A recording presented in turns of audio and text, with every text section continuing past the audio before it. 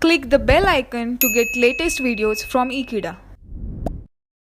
Hello friends, I welcome you all to this video. Here we are with chapter 3 of microwave engineering.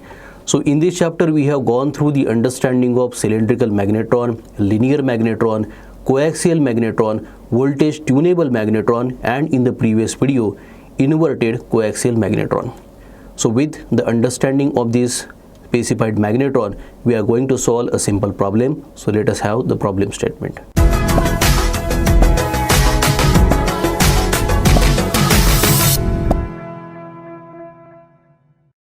Problem statement is given to us. An inverted coaxial magnetron has the following parameters. Here we are provided V0 is equal to 12 kilovolts, I0 is equal to 2.5 ampere, small a is equal to 3 centimeters, small b is equal to 4 centimeters, and capital B suffix 0 is equal to 0.01 Weber per meter square. So these are the given parameters for the inverted coaxial magnetron, and we are asked to determine the two portions are there. In the first part, the cutoff voltage for a fixed value of capital B suffix 0. In the next, we are required to determine the cutoff magnetic flux density for a fixed capital V suffix 0. So to read the problem statement, here we shall be first of all identifying which particular values are given to us as per the problem statement. So very first of all, we note it. As we have V0 given to us, V0 is actually the anode voltage that is very required to run this particular magnetron. So therefore we note anode voltage, that is denoted by V0. We have the value provided, that is 12 kilovolts. Hence we keep the multiplication factor 10 to the power 3 and the SI unit is volts here. The next parameter I0 is provided to us, and the I0 is here.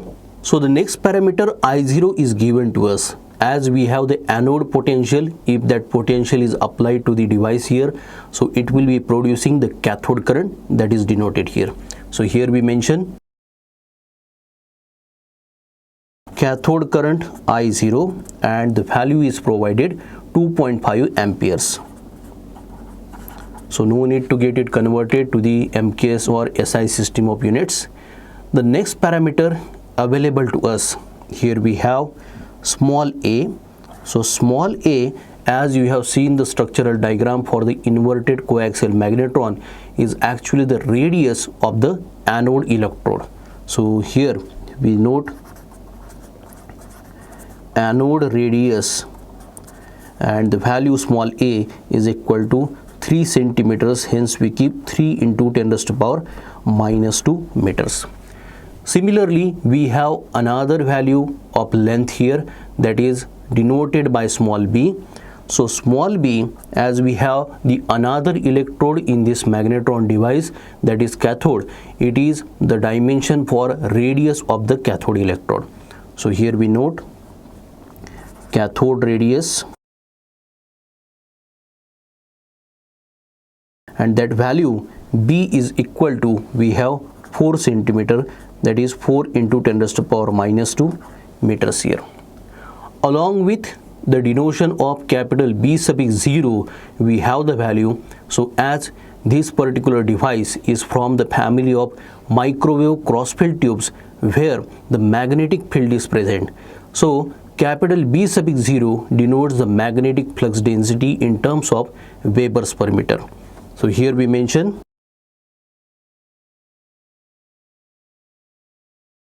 magnetic flux density,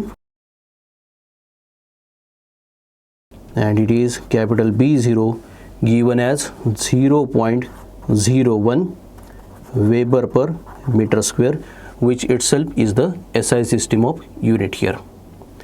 Now with these given details, we are going for the portion A here. So for the part A, we are required to have the value of the cutoff voltage for the fixed B0.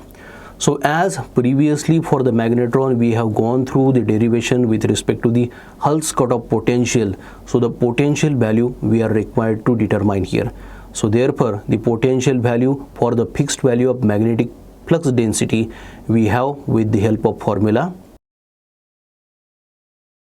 The formula is given for the cutoff potential, hence V0 suffix C here to mention.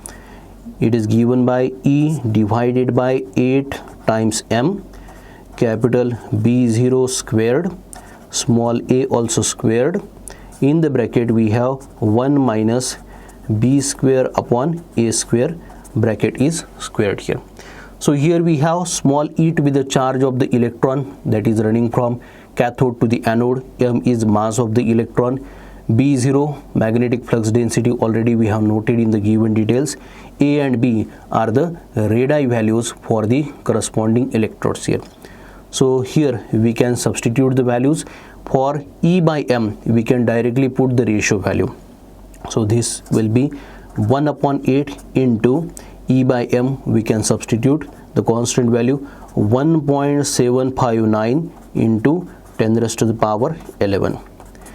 B0, the given value here we have 0.01, that is to be squared, along with small a. Small a is 3 centimeters, so it is also to be squared. 3 into 10 raised to the power minus 2, bracket square. In multiplication to this, here we have 1 minus b is 4 into 10 raised to the power minus 2, which is to be squared, and it is divided by 3 into 10 raised to the power minus 2, bracket squared, and again we close the bigger bracket here, and that is to be squared here. So here we have substituted all the values. So we shall try to have the simplification to the right hand side so that we can obtain the value of the cutoff potential here. So here we keep 1 upon 8 as it is. We collect 1.759 into 0.01 square. We treat 0.01 to be 10 raised to the power minus 2, which is squared. Hence we keep 10 raised to the power minus 4 here. Here 3 square we put 9. 10 raised to the power minus 2 is again squared. So it is 10 raised to the power minus 4 here. Now for this bigger bracket, here we have 1 minus. The 10 raised to the power minus 2 is squared into the numerator as well as the denominator, which can be cancelled out with each other. Hence 4 square it will be equal to 16 divided by 3 square will be equal to 9. So 1 minus 16 by 9, this bracket is to be squared. So the cutoff potential here V0C is given into the next step in the simplified form. So here we keep 1.759 first of all in multiplication to the 3 square, that is 9. Then the last bracket which was squared here, the outcome is 0.6049, and now the 10 raised to the power multiplicants here we combine. So 10 raised to the power minus 4 first of all, 10 raised to the power minus 4 again from one of the 3 square here, and 10 raised to the power 11 from 1.759. So this whole that has been put into the numerator is divisible by 8 here. So therefore by the next step we obtain 1.1970 in multiplication to 10 raised to the power minus 8 we keep here into 10 raised to the power 11 as it is. So this will give you 1.1970 into 10 raised to the power plus 3. So as this is a cutoff potential, potential should always be mentioned in terms of volts here. So for 10 raised to the power plus 3 here we keep kilovolts here. So 1.1970 kilovolts is the required answer for the cutoff potential. So this value we outline here. We get back to the problem statement. So as per the problem statement for the inverted coaxial magnetron, for the fixed value of B0, that was magnetic flux density 0.01, we have calculated the cutoff voltage, and that cutoff voltage was 1.1970 kilovolts. Now we go for solving part B. So here in the part B, we are asked to determine the value of the cutoff magnetic flux density for the fixed value of V suffix 0, that is the anode potential. So the formula to have the calculation of cutoff magnetic flux density is given here. The formula denotes the cutoff magnetic flux density by B suffix 0C, C for mentioning the cutoff here. So it is obtained by a ratio here. In the numerator we have negation for the bracket which is having the power 1 by 2. That means it is in under root here. So that has 8 times capital V0 in multiplication to m by E. So m and E are the corresponding mass and the charge of the electron. So this is having the power 1 by 2. So the complete bracket is in square root. In the denominator we have small a in the bracket 1 minus b square upon a square, provided small a and small b are the radius value for the corresponding electrodes in the magnetron here. So now we have all the values given into the problem statement that we have already noted. So we substitute the values here. So in the numerator it will be minus, in the bracket we have 8 in multiplication to the anode voltage, the V0, that is 12 kilovolts, hence we put 12 into 10 to the power 3 here. So now the ratio m by E it is there, so we put that ratio the inverted form, hence I keep 1 upon 1.759 into 10 to the power 11. So here in place of m by E we put inverted 1.759 into 10 to the power 11 here. So now this is inside this complete bracket, so we get it closed here and it has the power of 1 by 2. Now in the denominator we put a value, that is 3 centimeters, hence 3 into 10 to the power minus 2. In multiplication to the bracket here we have 1 minus 4 into 10 to the power minus 2 in place of b, which is to be squared, divided by a square, that is 3 into 10 to the power minus 2 squared here, and the bracket is closed here. Now we try to get it simplified by the next step here. So here in the numerator we keep minus, for convenience we get it to the square root sign, and then it will be 8 into 12 into 10 raised to power 3 divided by 1.759 into 10 raised to power 11 here. So this 10 raised to power 3 we can cancel out here with 10 raised to power 3 from this 10 raised to power 11, and it will be left with 10 raised to power 8 here. In the denominator we get 3 into 10 raised to power minus 2 first of all as it is, and in this bracket we have 1 minus 10 raised to power minus 2 squared in the numerator and the denominator, which can be getting cancelled, and here we have 4 square to be equal to 16 and 3 square equal to 9 here.